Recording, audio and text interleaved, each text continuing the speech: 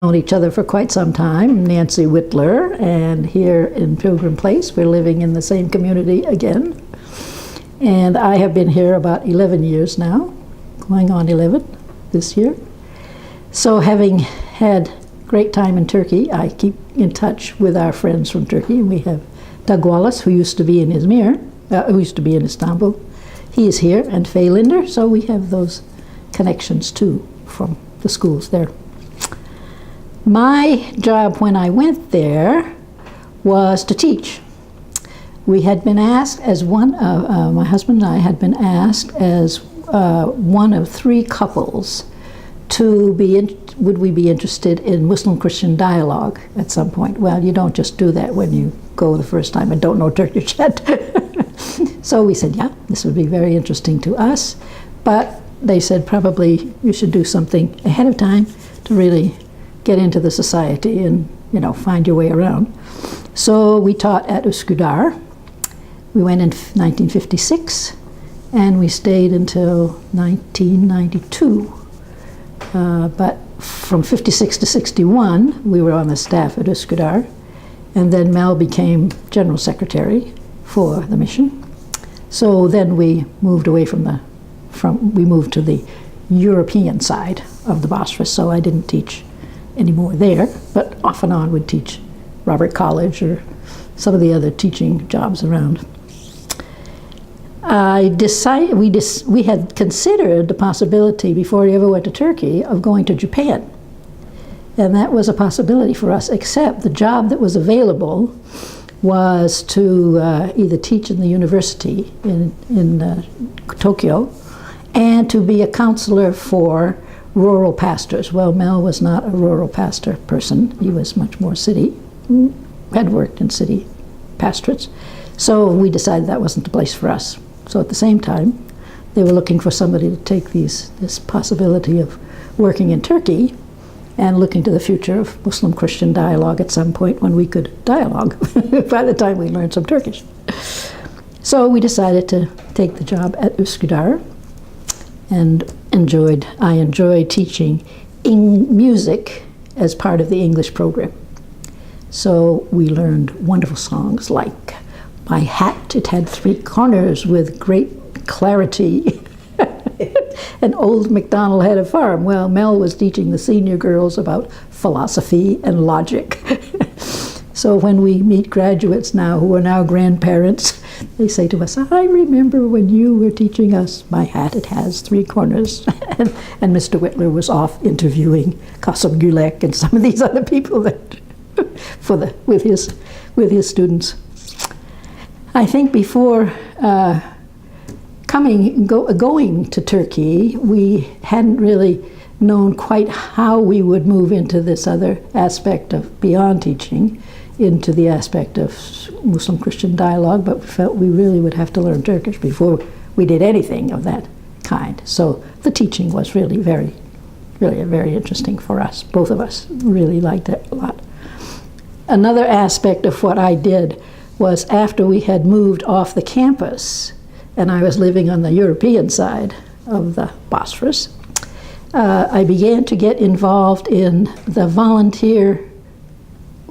beginning of volunteerism in Turkey in the 50s, early 50s. There were not women's organizations that were volunteer organizations, and so Turkish American Women's Association was coming into being, Turkish Mothers Association was coming into being, and I worked with these groups of women, partly because I had a fair amount of Turkish after I'd been there for those few years. So they trusted me, I think. The more Turkish you know, the more you may have a little more trust. They know, maybe you know what you're talking about. So I worked with the Mothers Association and tried for when people who were international in the international business world, when they would bring their wives, like from the States, and they were airline advisors or some other company advisor, and the women were left in the hotel to sort of fend for themselves. I did a fair amount of cross-cultural training for looking into what we could find for them to do in a positive use of their time while they were in Turkey. So had some very interesting people who came who were really very talented. We had, I remember Ruth Colvin came, and she and her husband was working with advising one of the companies, and she was a outstanding person in literacy training. And so she did a lot of work in Turkey with literacy training for people who were going to teach in that field.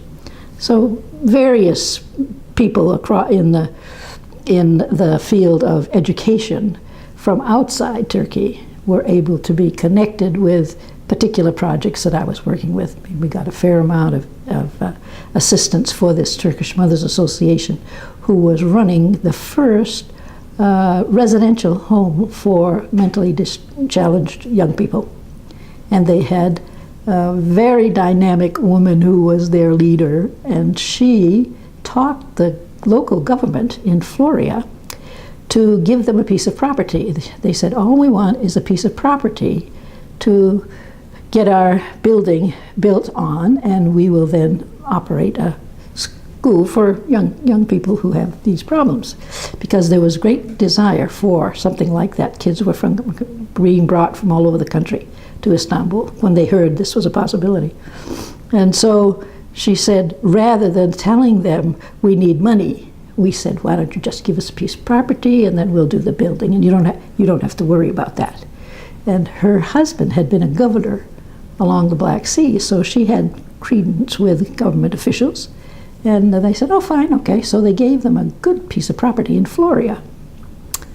Built this building, had very good response, began to train, and we began to find people who could train teachers for them. They had a lot of volunteers who didn't know anything about working with mentally challenged people except just to be nice to them and friendly and, give them a satisfactory living conditions in which they could be located. But it became quite a good institution. They did very well in training teachers. We brought in some people from the States who knew about that kind of thing, and so it was a good combination, both ways. One of the things, cross-cultural experiences for me, was getting acquainted with local Turkish women composers. For one thing, I wanted to have more practice with my Turkish, and so I was looking for someone in the music field. And there was a woman who was in the Turkish American Association, Nazife Güran. And Nazife wanted to have someone with whom she could work on a regular basis to sing her music. And she wrote a very nice Turkish lied for soprano voice. So I used to go to her once a week, and we would have lunch together. And she was devout Muslim, but not conservative. She was very broad-minded. Her father had been, in the Ottoman Empire, he had been a representative of the government, like an ambassador, only that isn't what they called him then, I guess. But she would travel from one place to another with him, having no regular schooling at all. She had tutors in Egypt, or she'd have a tutor in Tbilisi or in Vienna or wherever her father happened to be posted. So she became a very highly educated woman, really very highly educated. And she would, each day that I would go, the once a week when I would go, about the middle of lunch, there would be, the doorbell would ring, and a boy from downstairs in this business building, theirs was the only apartment in this business building, in her husband's shop, she would send food down for them every week. So every day when I was there, she had this big cauldron of food that would go downstairs, and she would explain after the first couple of visits, she says, this is part of what I do for my responsibility to my community. And I thought, she's a really devout person. And so she would send the food down, ask the boys about their families, and get a little business done with them, and then come and have lunch with me, and then I would sing for a couple of hours, because I was trying to prepare a concert in Turkish, which was a struggle. Her music itself was not easy music, but it was a struggle. But it was a very good opportunity to have very serious conversations with her, get acquainted with her family. Her husband was a pediatrician, retired pediatrician, but then he was retired from that and was doing business running a shop in the building where they lived. She never wanted to move out of this business building because she said, I can practice here at midnight and I don't bother anybody in the building. Everybody's gone. So she thought it was a good plan. She and I did concerts in Istanbul and in Tarsus, and then we went once to Izmir. That was kind of a difficult one because they did not give publicity. Whoever was in charge of publicity didn't do their job. And so when the concert came, when I looked out, and here were 3 people or something, Fernie Scoville and a couple of others, and great embarrassment because whoever was in charge of publicity didn't happen to do it. And so I said, well, NancyWittler, I think we're singing to the glory of God, and that's about it tonight. So we did our concert for the 3 who enjoyed it as much as they could. And I was thinking she had done so much in her life that I really had to give her credit for not saying, no, I'm not even going to do this, But she did. We did it. I don't think she ever wanted to go back and give a second concert at Izmir, but anyway, we had a good experience. She spoke of an interesting experience when she was living in Diyarbakir. Kennedy was shot, and it was the night before she was to give a UNESCO concert. If you can imagine, Diyarbakir having a musical community would have been back when Kennedy was shot. And she decided that night, she was a devotee of Kennedy. She wrote a nocturne, Kennedy Nocturne, and she played it the next night at this UNESCO concert. I have been trying to find out, I don't know how many times I mailed to the Kennedy Library a copy of this music. Never have gotten any response. So I have yet to go visit the Kennedy Library to see. Did you ever get it? What did you ever do with it? But I never got any response from them at all. It was when Kennedy Library was being moved, I think, and maybe somehow it got lost in the shuffle. But working with her was it was an inspiring time to work with this kind of a composer. There were 2 others who also I did this concert of my 3 Turkish women composers. One was Yüksel Koptagel. Yüksel had a lot of connections with France, but she had done a lot of writing of very nice music. So I sang some of her songs, some of Svart Manukyan,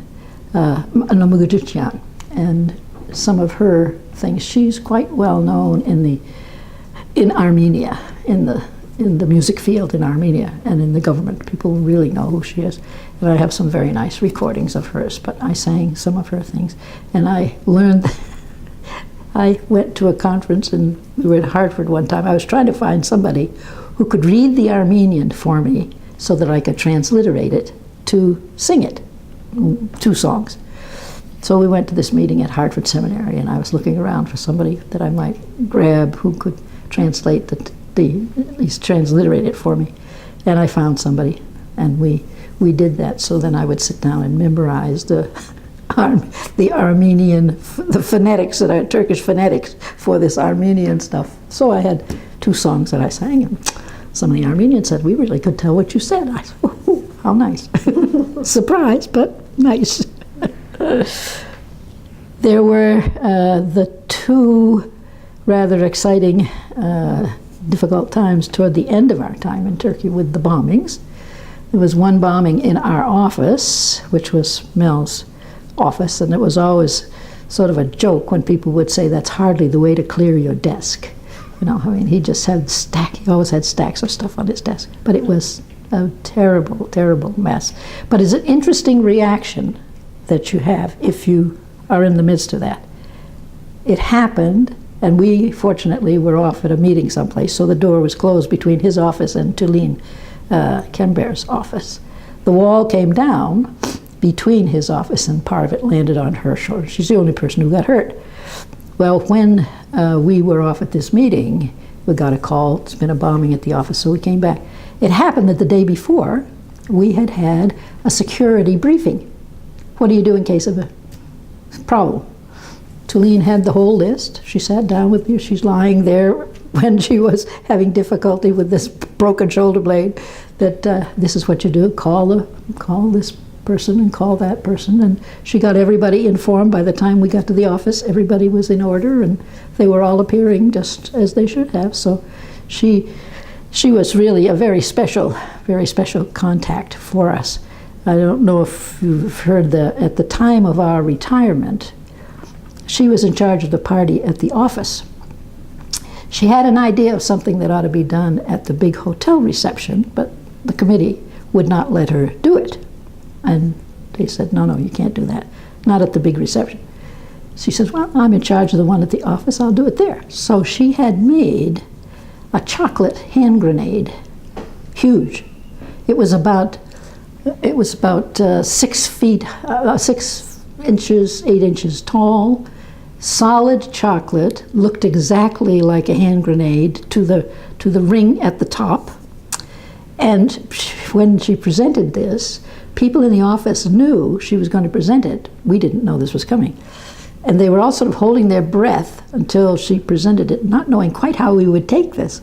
She gave it to us on a tray with flowers around it, and I thought Mel and I would just die laughing. She put a sparkler in the top. Only Tulene would ever even have thought of it, for one thing. And she had a hard time convincing the pastry shop to make it.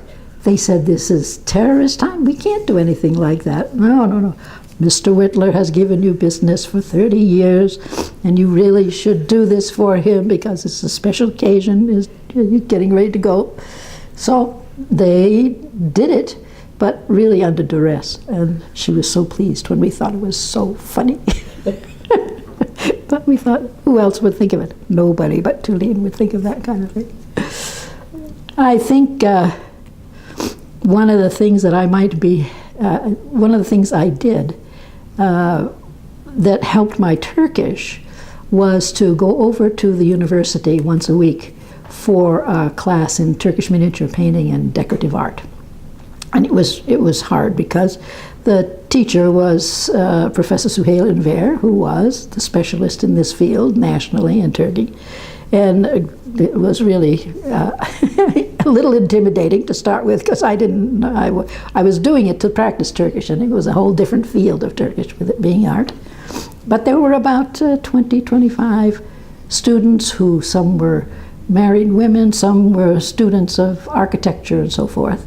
And Suhail Bey would come out and always give some, it was run like an Ottoman workshop. There would be the professor who would come and make a presentation. He would either tell us how to carve a reed into a calligraphy pen and how you got the ink from the mosque soot that would gather in the top of the mosques to make the ink for calligraphy. And he would always have some presentation each time. And then we would have our afternoon activity. Well, you get to a certain stage where you learn how to do a book cover, in a typical Ottoman book cover with central design. That design is divided into 4. Those go into the corners, and then there's a picked on the back, and then you put Ebru paper inside and so forth. So I finally had gotten to that stage, and I worked on this for quite some time. Well, I got to class early one week, and Suhail Bey said, "Oh, madame, what are you doing these days?" in his elegant Turkish, and I, trembling like a second grader and saying, "Well, I've done my book cover." So he looks at it, and he said, "Come with me, and we will wash your book cover." And I'm thinking, that's a new term. I don't know what this is. Is this a new coating for the book or what? And we went into the little bathroom, and he washed the design down the drain, the whole thing.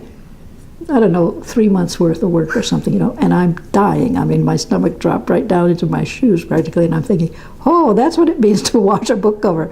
And there I stood with my dripping book cover, and he went back into his office, and I'm thinking, he must think I'm learning something from this experience. This must be a learning experience. He hadn't said anything, one way or the other. He just left after I'd had it, came out with my dripping book cover. Well, the rest of the class had come, and they all looked at me in silence. He said, "Mrs. Wittler, are you going to leave?" I said, "No, I think he really thought I was going to learn something from this. So I'm going to stay, and I will work, but I'm not going to work on a book cover today." So I put my dripping book cover to one side, and I said, "I'd like a big tile design. I'll work on a big tile design. Thank you very much." So I worked on that for that day. Then I proceeded to go on. But obviously, in an Ottoman workshop, you either did it right or you did it over. So I did it over. Some months later, I got up enough courage to work on it again. But I think he was another one of the really special people that I got to know. He was a devout Sufi, and I learned a lot about Sufism from him.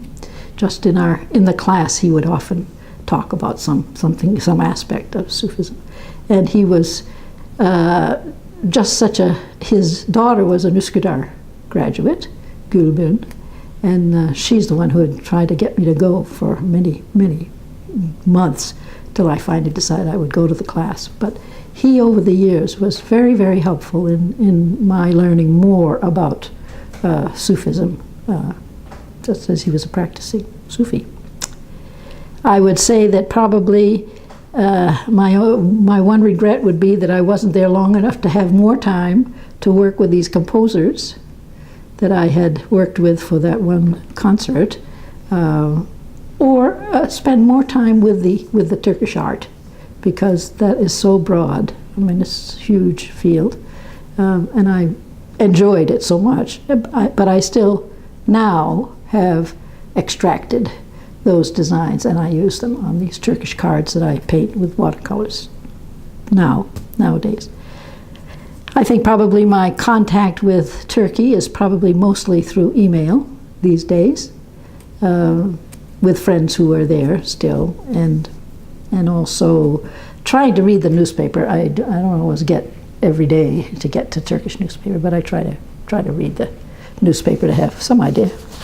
Plus, you people are very helpful and giving me information every once in a while as to what's going on. So it's helpful to have those connections here too. So I think we're